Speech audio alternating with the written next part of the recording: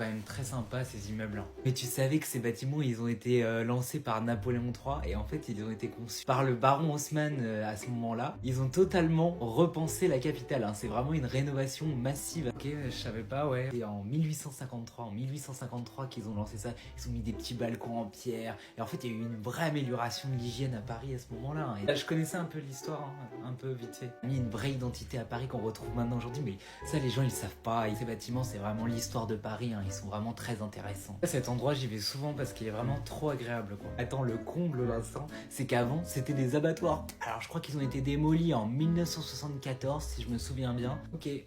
Les années 1980, il y a Bernard Tchoumi, c'est un architecte, il a repensé totalement cet endroit pour en faire un parc. Imaginez des folies rouges, il a instauré une grille dans la Villette en fait. Ça a été vachement pensé. Il y avait des points dans lesquels il y avait des folies qui venaient s'insérer et ça, en fait, quand tu regardes le plan, il y a vraiment une grille qui est vraiment instaurée dans le parc. Mais ça, personne le voit, c'est dingue. Ouais, c'est marrant un peu les bâtiments rouges et tout. Créer vraiment une manière d'organiser le parc et tout ça.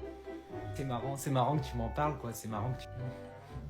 Attends 2 minutes, je vais aller jeter ça à la poubelle. Voilà.